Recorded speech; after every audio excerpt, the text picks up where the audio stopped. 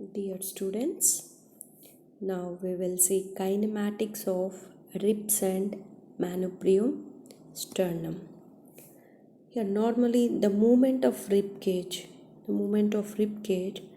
is a stunning combination of complex geometrics that are regulated by the types and angle of articulation and the movement of manubrium sternum, and also the elasticity of the costal cartilages So the movement of rib cage is the combination of complex geometrics which are regulated by the types and angles of articulation, and the movement of manubrium sternum, and also the costal cartilages which are attached to the manubrium sternum. Okay, and to understand this kinematics, the kinematics are nothing but how the movements are taking place in the rib cage. So it is a closed kinematic chain because it is attaching anteriorly with the manubrium sternum. Posteriorly it is attached to the thoracic vertebrae, isn't it? And anteriorly it is attached to the sternum through costal cartilages. Okay, now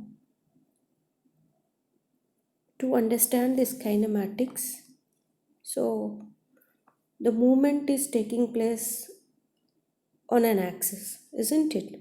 So now the costovertebral and costotransverse joints are mechanically linked with a single axis, or mechanically linked with a single axis. Okay, if you observe this axis is mainly used for elevation and depression, causing at these joints, passing through the centers of both the joints. Okay, the costovertebral and costotransverse joints are mechanically linked with a single axis, for elevation and depression, passing through the centers of both the joints. Okay, so the length, the shape and downward angle of each rib. So if you see from first rib to 10th rib, the length, shape and downward angle of each rib is slightly different. Okay, now the axis of rotation for the upper ribs lies close to the frontal plane.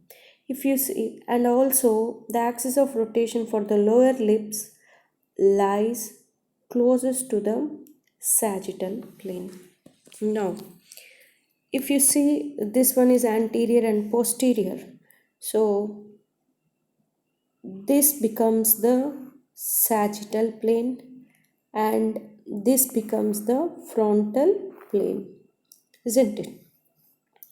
Okay, for both the things again this becomes the sagittal plane and this becomes the frontal plane. Now if you observe this axis of rotation,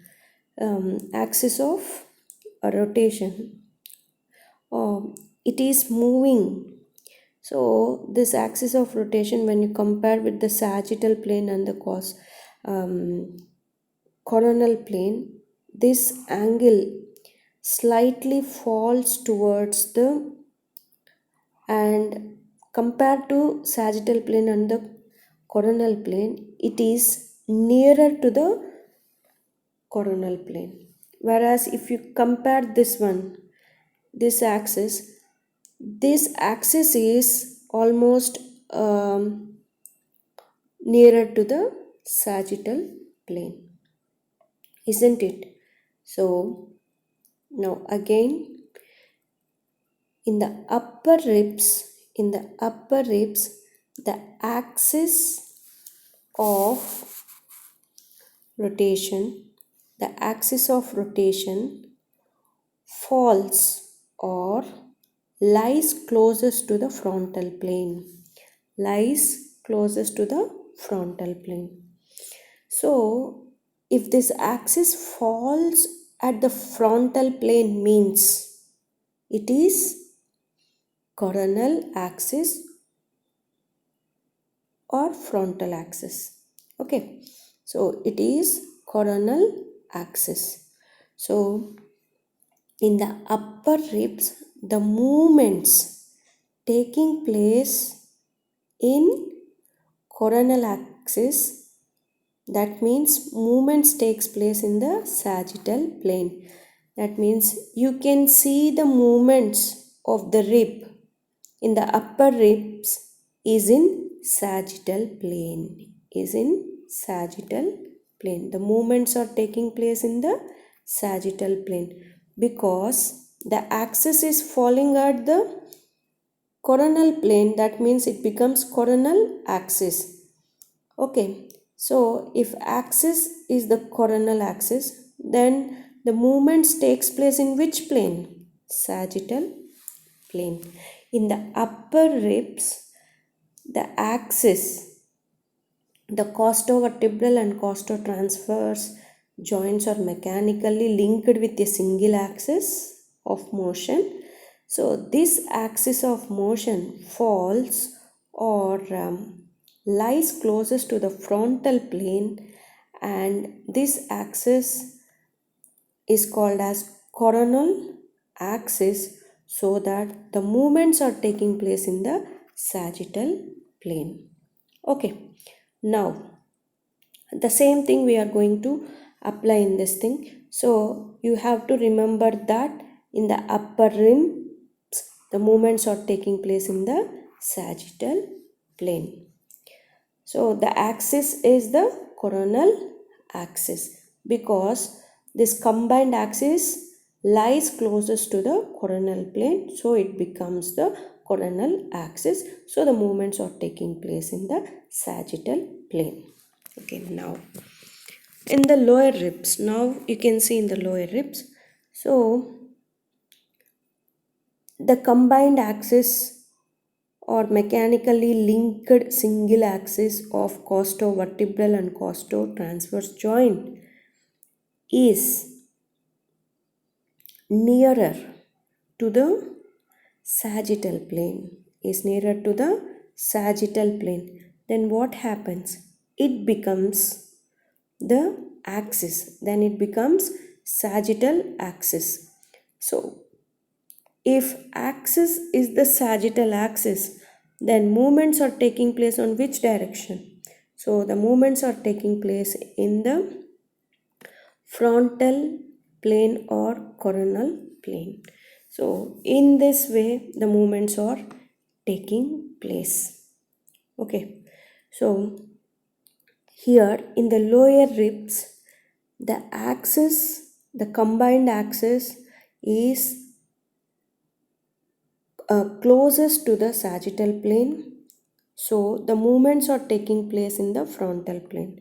So it becomes closest to the sagittal plane, the axis lies closest to the sagittal plane, then the axis becomes the sagittal axis and the movements are taking place in the coronal plane. Okay, so in the upper ribs, the movements are taking place in the sagittal plane, whereas in the lower ribs, the movements are taking place in the